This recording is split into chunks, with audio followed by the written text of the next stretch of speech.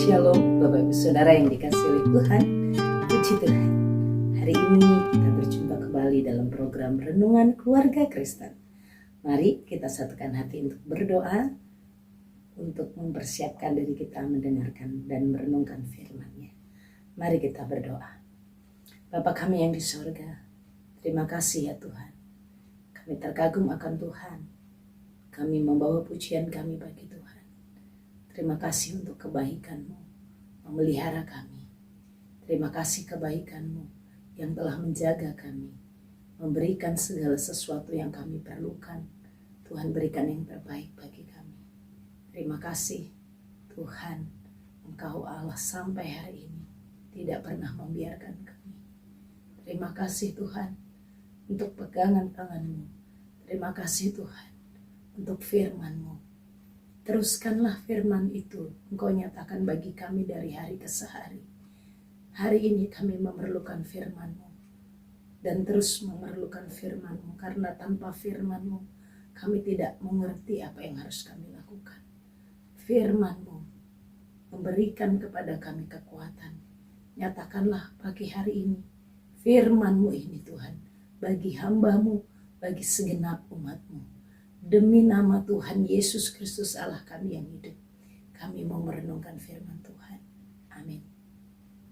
Bapak Ibu Saudara yang dikasihi oleh Tuhan, keluarga Kristen sekalian, kita akan bersama merenungkan bagian firman Tuhan dari Yeremia pasal 31 ayat 1 sampai ayat yang ke-6. Yeremia pasal 31 ayat 1 sampai ayat yang ke-6. Mari kita memperhatikan sabdanya.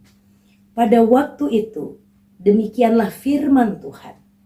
Aku akan menjadi Allah segala kaum keluarga Israel, dan mereka akan menjadi umatku. Beginilah firman Tuhan.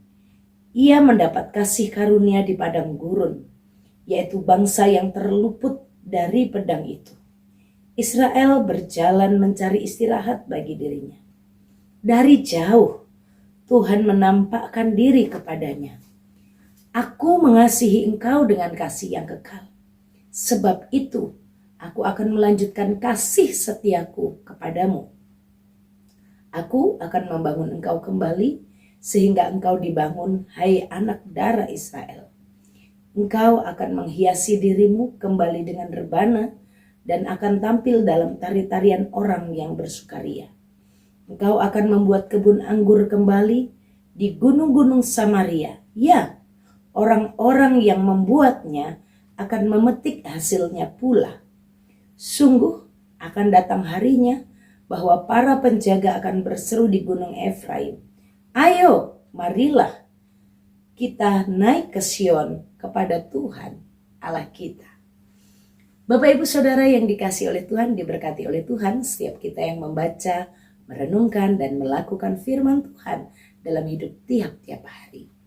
Bapak Ibu Saudara yang dikasihi oleh Allah, firman ini, perikop yang kita telah dengarkan, firman yang telah kita perhatikan, memberikan pengajaran kepada saya dan Bapak Ibu Saudara sebagai keluarga Kristen, sebagai pribadi orang-orang yang percaya kepadanya, untuk mengenal kasih Allah yang kekal. Mengenal kasih Allah yang kekal. Bapak Ibu Saudara, konteks atau situasi yang terjadi di Yeremia pasal 31 adalah pelayanan Nabi Yeremia di tengah umat yang sedang ada dalam tekanan yang sangat berat. Bangsa Yehuda, orang-orang yang berada di pusat kota Yerusalem, di dalam ibu kota kerajaan itu, dalam keadaan tidak baik-baik saja. Sebagian besar dari mereka telah mengalami pembuangan, dimulai dari tahun 597 sebelum Masehi sampai diperkirakan waktu ini Yeremia menyampaikan nubuatan dan berita penghiburan ini, sebagian bangsa Israel telah di pembuangan. Tahun 586 Israel akan dibuang secara total pada masa pemerintahan Raja Sedekia. Ini diperkirakan adalah tahun-tahun akhir sebelum itu. sekitar itu tahun 587 585 ya, yang bagaimana Yeremia mengingatkan adanya kasih Allah yang bersifat kekal. Sebagian besar umat itu telah ada di pembuangan dan sebagian masih ada di Yerusalem. Kedua-duanya sedang dalam keadaan tidak baik-baik saja. Ada di dalam kesulitan yang sangat besar dan kasih setia Allah yang kekal itu dinyatakan. Maka dituliskan pada waktu itu. Pada waktu kapan? Pada waktu bangsa itu dalam tekanan besar. Memang Yehuda dipimpin oleh Raja Sedekia, tapi itu sudah di bawah tekanan Raja Nebukadnezar. Mereka telah dikalahkan oleh Nebukadnezar. Hanya belum dibakar, belum dihabiskan bait Allah pada saat itu. Tapi mereka sudah di bawah tekanan berat Raja Nebukadnezar. Sebagian bangsa itu pada waktu itu yang ada di Yerusalem sedang dalam tekanan, dan sebagian yang telah dibawa oleh Nebukadnezar itu ada di tanah pembuangan. Tanah pembuangan di mana mereka sedang juga tidak baik-baik saja.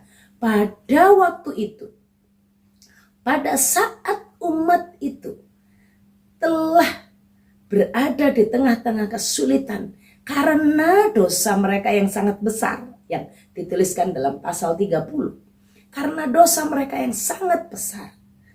Bukan berbicara tentang ukurannya ya. Sebenarnya bagaimana umat ini telah melakukan dosa yang terus menerus dan tanpa memperhatikan, mempedulikan teguran-teguran Tuhan. Mereka akhirnya ada di dalam penghukuman, dalam pembuangan, dalam tekanan Nebukadnezar. Tapi pada waktu itu, demikianlah firman Tuhan. Aku akan menjadi Allah segala kaum keluarga. Segala kaum keluarga Israel dan mereka akan menjadi umatku. Bapak Ibu Saudara, bagian firman ini menguatkan saya, Bapak Ibu Saudara, sebagai kaum keluarga Allah, sebagai kaum keluarga Kristen, kita mendapatkan berita sukacita. Kita diingatkan dengan sebuah realita bahwa Tuhan Allah mengasihi kita dengan kasih yang kekal. Kasih kekal yang dinyatakan oleh Allah bahwa di dalam penghukuman, dalam tekanan, dalam kesulitan, Tuhan tidak pernah berhenti berfirman. Tuhan tidak pernah membiarkan kita ada di dalam penderitaan. Tuhan tidak pernah membiarkan umatnya dalam penderitaan karena hukuman dosa sekalipun. Aku akan menjadi Allah, menjadi penguasa, Allah yang terus memperhatikan. Bapak Ibu Saudara, ingatlah bagaimana kasih Allah dinyatakan dalam penderitaan, dalam penghukuman sekalipun, dalam kegagalan sekalipun, dalam kehancuran sekalipun, firman Allah sesungguhnya tetap dinyatakan. Masalahnya, apakah kita mau mendengarkan dan memperhatikan? Apakah kita mau menghargai pemberitaan Allah itu? Jika hari ini Tuhan berkata, di dalam penderitaanmu, dalam pergumulanmu, dalam kesulitanmu, dalam kegagalanmu, dalam kehancuranmu karena dosamu, Tuhan mau beritahu, aku jadi Allahmu dan kamu adalah umatku, yang menunjukkan kita sebagai milik kepunyaannya. Di dalam ayat yang kedua dilanjutkan, beginilah firman Tuhan, ia mendapat kasih karunia di padang gurun.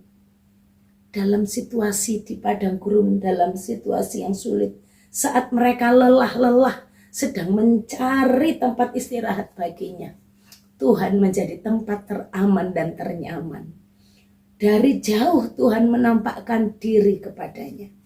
Kasih Allah yang kekal dinyatakan saat umatnya ada dalam kehancuran. Kasih Allah yang kekal dinyatakan saat umatnya sedang dalam keadaan tidak berdaya. Saat mereka berlelah-lelah mencari tempat istirahat. Dari jauh Tuhan menampakkan diri dan Tuhan berkata, aku mengasihi engkau dengan kasih yang kekal. Sebab itu aku akan melanjutkan kasih setiaku kepadamu. dosa, kegagalan dan kehancuran tidak dapat menghalangi kasih Allah kepada kita. Karena kasih Allah itu bersifat kekal. Dan kasih Allah itu diteruskan dengan memberikan putranya yang tunggal, Tuhan Yesus Kristus. Yesus lahir sebagai wujud nyata kasih Allah yang kekal. Kasih Allah yang terus dilanjutkan sekalipun manusia gagal, sekalipun manusia hancur, sekalipun manusia mengecewakan, kasih Allah terus dinyatakan melalui kehadiran Kristus. Bahkan Tuhan bukan hanya sekedar hadir di dalam kehancuran kegagalan, Tuhan bukan hanya sekedar hadir dan terus mengasihi kita, tapi Tuhan memulihkan keadaan kita. Bapak Ibu Saudara yang dikasihi oleh Tuhan, sebagai keluarga Kristen, hari ini, di akhir tahun ini, hari-hari yang mungkin tuntutan kerja sangat berat, hari-hari pengeluaran akan menjadi lebih banyak. Hari-hari ini mungkin kalau kita merenung sepanjang tahun, sampai di akhir ini banyak kegagalan kita. Dan kita mungkin tidak layak, tapi kita diingatkan. Yesus mengasihi kita dengan kasih yang kekal. Ingat, dalam kehancuran Tuhan tetap ada, dan Tuhan terus-menerus mengasihi kita. Dari jauh, Ia menampakkan dirinya saat kita sedang dalam kelelahan. Tuhan berkata, aku akan memulihkan. Engkau akan bisa menanam, membuat kebun anggur, dan engkau akan memetik hasilnya. Sungguh akan datang waktunya. Sungguh akan datang waktunya. Dan marilah kita bersukacita. Bapak Ibu, mari dengan penuh semangat hari ini, kita jalani hari ini bersama dengan Tuhan. Allah yang terus-menerus mengasihi kita. Allah yang menunjukkan dirinya saat kita dalam keadaan lelah. Dan dalam kelelahan itu, Tuhan memulihkan kita, menyegarkan kita kembali untuk bisa berkarya dan menikmati hasilnya. Mari kita berdoa. Tuhan Yesus, terima kasih banyak untuk firman. Engkau Allah beri kekuatan baru. Engkau Allah beri pertolongan. Dalam kehancuran dan kegagalan kami, Engkau terus melanjutkan kasih setiamu. Terima kasih Tuhan. Terima kasih. Kami terima kasih setiamu. Kami terima cinta Tuhan buat kami. Dan kami akan bersemangat terus mengakhiri tahun ini dan menjalani hari hidup kami di dalam pemulihan Tuhan. Tuhan, berkati segala hal yang kami kerjakan sepanjang hari ini. Berkati apa yang kami katakan, berkati apa yang kami pikirkan. Tuhan, tolonglah kami. Kasih setiamu menguatkan kami, mengingatkan kami bahwa kami dicintai Tuhan. Terima kasih. Kami percaya Engkau tidak akan membiarkan kami. Engkau tidak akan meninggalkan kami. Tuhan, terima kasih. Demi nama Tuhan Yesus. Arahkan hatimu kepada Tuhan dan terimalah berkat-Nya. Tuhan memberkati engkau dan melindungi engkau.